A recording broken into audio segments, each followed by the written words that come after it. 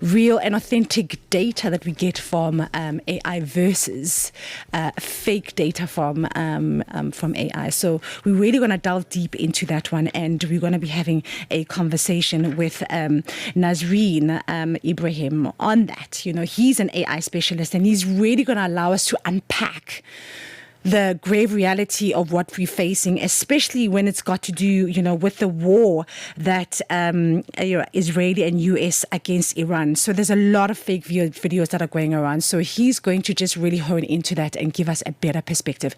It's exactly 9:38 right here on Tech Africa. Welcome to you. Thank you so much for choosing us. The Morning Switch Weekend with the Shy Guy.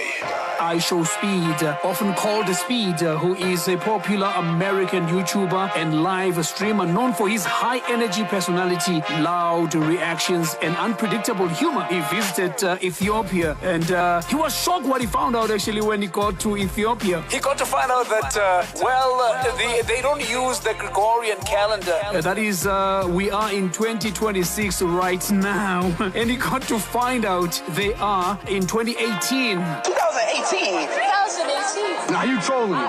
It's 2026. No. It ain't 2026. Wait, hold on. Wait, we in the past? Yeah. Ronaldo is still in Real Madrid. Yes. Everything is in the past here. Oh man, how shocked the Speed was.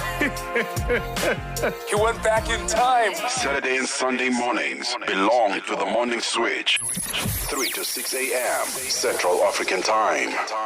Get the news, music, and lifestyle of Africa on Channel Africa, the African perspective.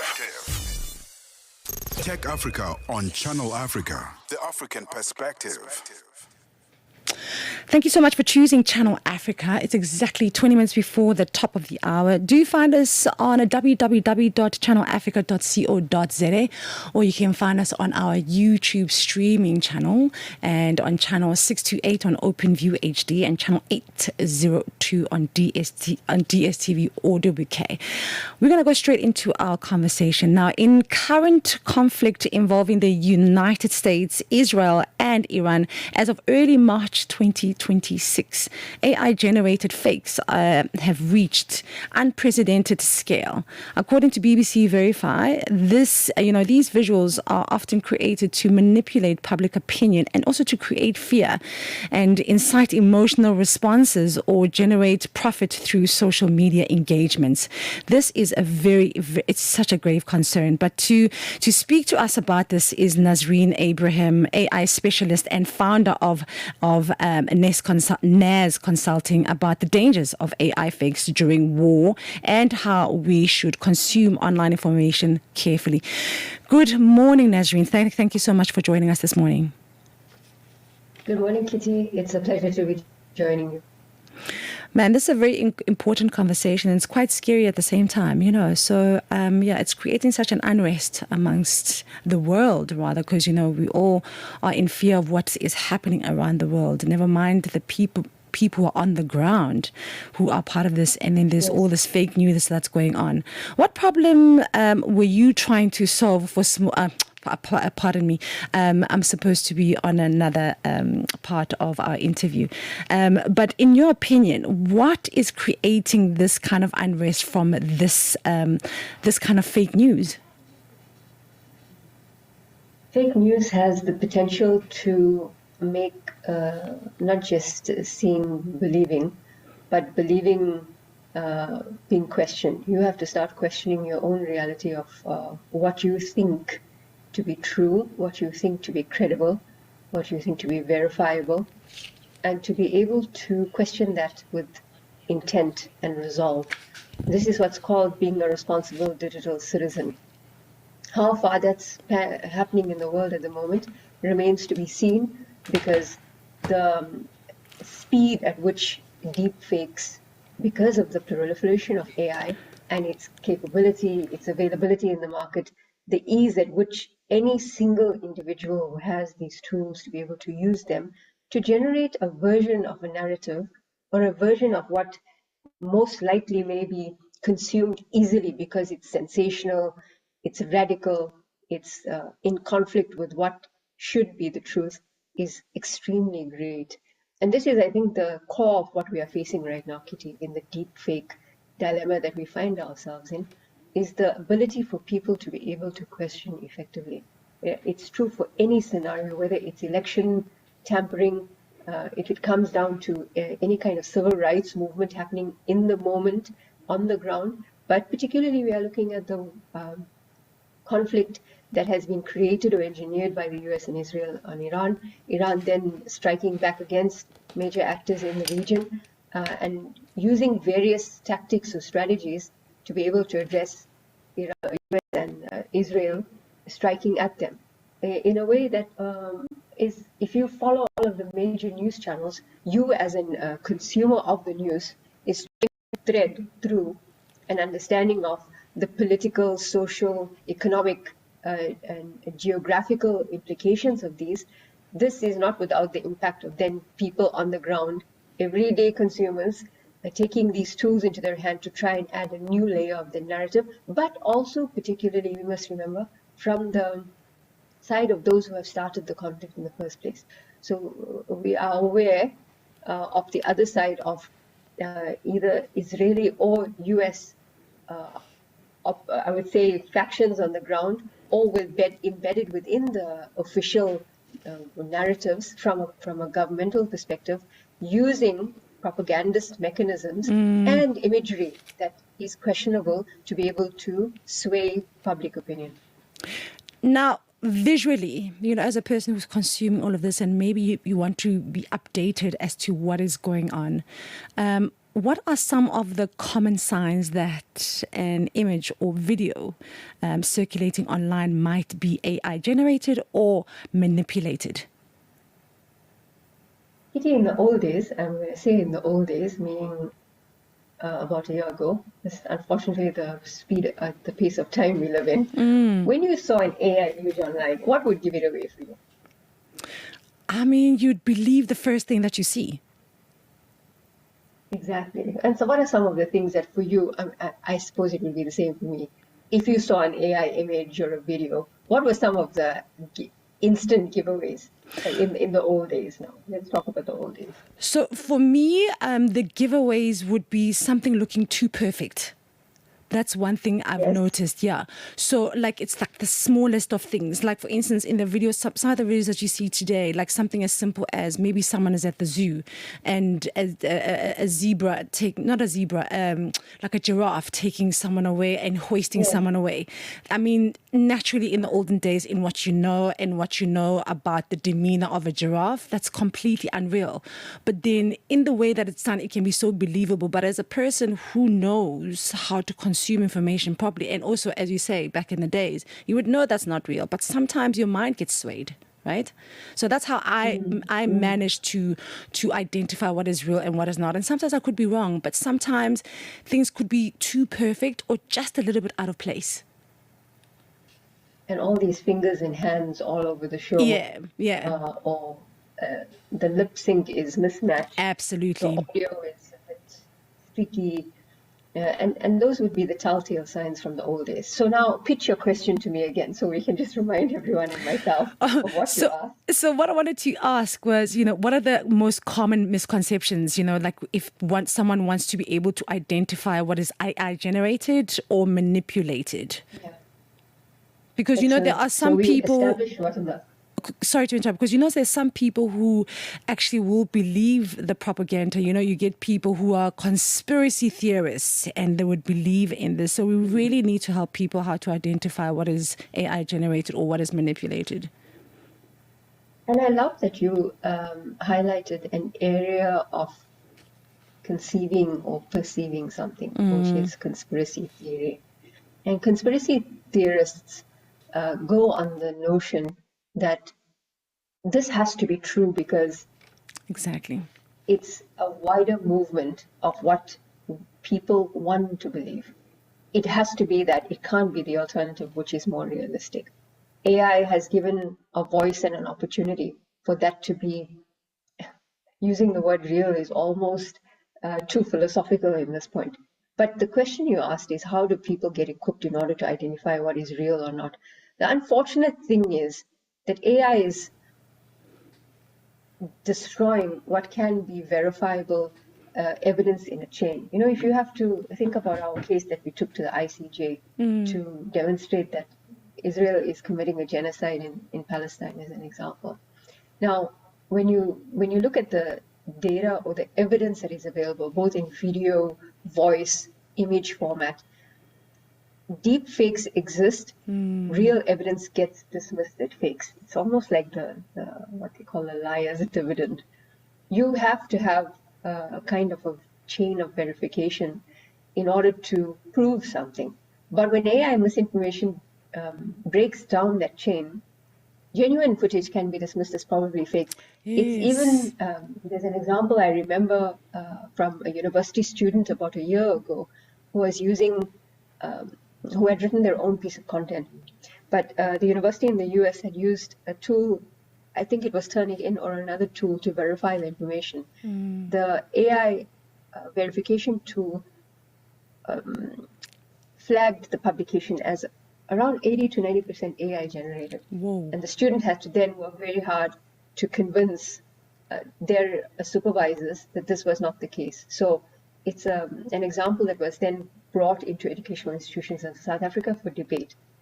This is just one example of the numerous use cases, I'm saying this very loosely, use cases that can be applied across industry verticals, education, healthcare, news, the perception of what we think to be true. So how do you get a handle on it as an ordinary person on the ground, consuming video, voice, and image to be able to make sense of the world?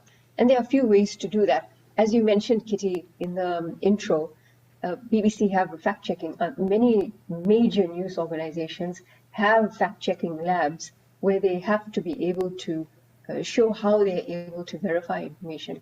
We don't have fact-checking labs walking around with us every day as users. So what do? This is now where the idea of being a responsible digital citizen comes in. Oh man, this is such a riveting conversation. We're going to take a quick break, Nazareen, and then we're going to continue this important conversation because I'm not going to lie. I'm nervous about it. I'm nervous. It's exactly 9:51 right here on Channel Africa. Welcome to it. If you just join us, it is Tech Africa with me, Kitty Phetla. Mornings made better with Peter and Asanda on Rise and Shine, weekdays 6 till 9. The 141st anniversary of the 1885 Berlin Conference, a meeting of European powers that partitioned Africa without a single African at the table. The borders drawn in European capitals would go on to shape the continent's political geography, state formations, conflicts, and even economic structures for generations to come. Are Africa's contemporary challenges still rooted in those decisions in 1885? We are fearful of rethinking thinking. We are fearful of even unthinking thinking. We want to continue with the thinking which we inherit from other people. But it is important that we go to drawing board and rethink thinking itself and even unthink some of the things. And the issue is not even with the people, it is with the political elites. Professor Sabelo J. Ndlovu-Gacheni, who's a professor and holder of a Canada Research Chair. Mornings made better with Peter and Asanda on Rise and Shine. From dusk till dawn, Channel Africa Radio is your soundtrack to life. Tech Africa on Channel Africa, the African perspective.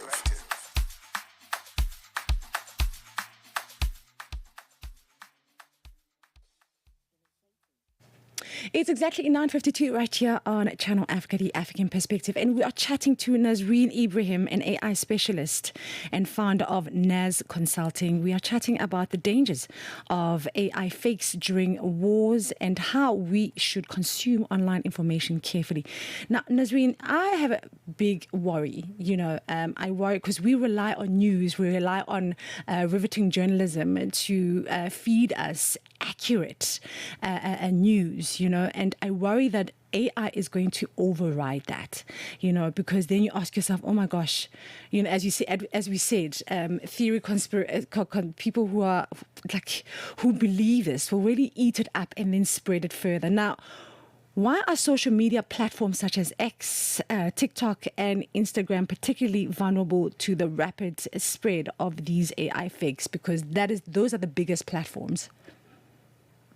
Those are indeed the biggest platforms. I'm reminded of some stat by South African National Editors Forum that found that 73% of South Africans were concerned about their ability to tell true from false information online.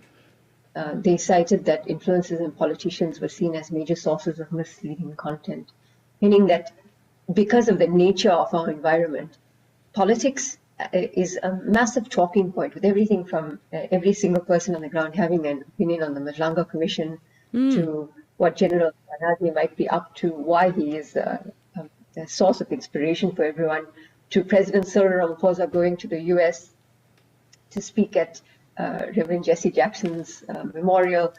We are a nation who are actively involved in our political discourse, no matter what that may look like. And so this stat was particularly telling. It talks to the narrative of the citizenry on the ground, we'll say. And so too, that will apply in every region. If you go across the world, there's something that signifies what could be the source of conversation on the ground. And so it will be honed in as an anchor point for people wanting to spread misinformation and disinformation. So the question you asked, Kitty, was an important one about social media platforms being especially vulnerable. It's because these platforms reward a couple of things. What are those things that we know about, which our brains have become attuned to requiring more and more of every day? It is speed, emotion, virality, and visuals. Speed, emotion, virality, and visuals. The visuals we really want to see, quick time, moving quick, 30-second videos. You'll notice reels. You post anything on a reel longer than 3 minutes, the platform will tell you, being warned that this video won't perform as well because reels longer than 3 minutes don't perform as well in the algorithm. So there's a lot about that shortness or bite-size chunk of the video.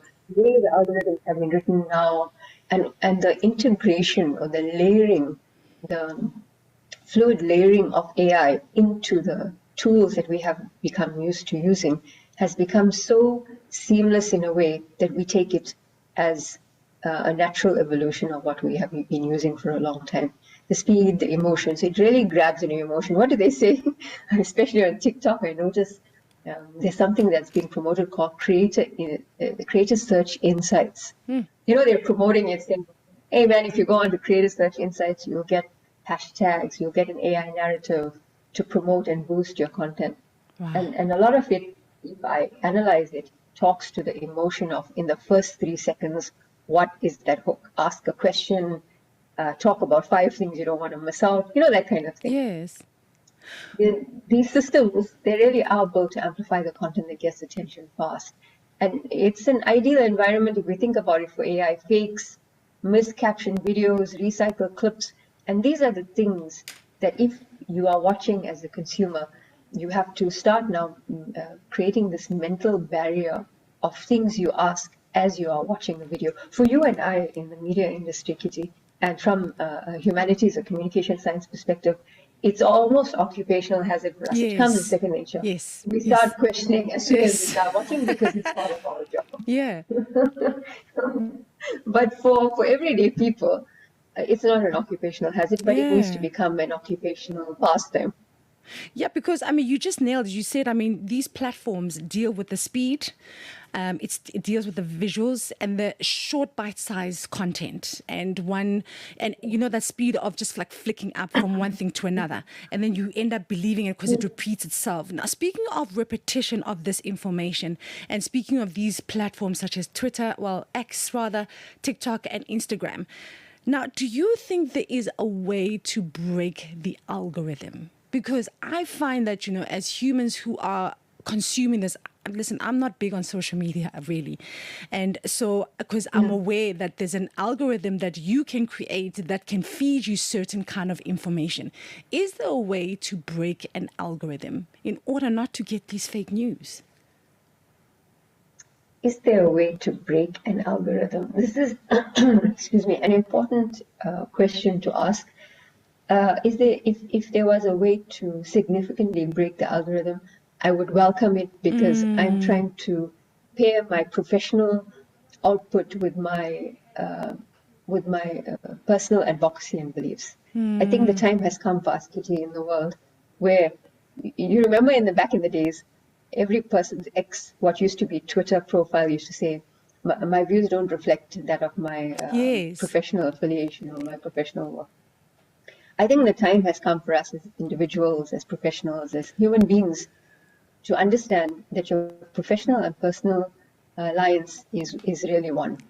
If you stand for something from a personal value, you can't not replicate that in a professional output.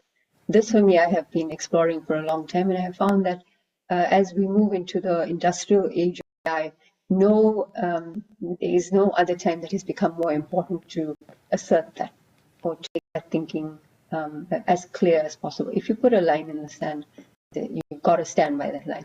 And so this world that we find ourselves in, as consumers, as architects, as creators of the AI industrial revolution, really what we are, the products of these platforms that are giving us these tools, despite them giving privacy policies, despite them providing AI creator labeling on the platform, so they show that they're having some kind of responsibility towards you as the user, while in a way creating freeing themselves of the liability of really how much of damage this information or this technology can do, which they constantly do. They talk about how much of bad impact this can have on users, but continue to develop tools that put into the hands of people who really are overwhelmed by what are the possibilities of it. Yeah. So.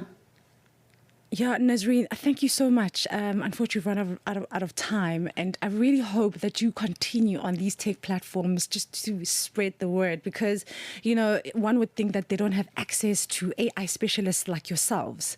We just have to use our intuition and just maybe try and not be on these platforms or be more vigilant. But people like yourself can drive the mission not to believe all of that is happening on social media platforms. So thank you so much for being with us on Take Africa and sharing this important information. I appreciate it, Kitty. You ask great questions, so we need people like yourselves who ask the important, demanding questions in order for us to build a responsible digital citizenry. Thank you so much. Well, also that has got to do with the incredible producers we have here on Channel Africa. It's exactly 1 minute after 10 o'clock, and we've got the 10 o'clock news with Matapelo Mohapi. I do apologize for us being late.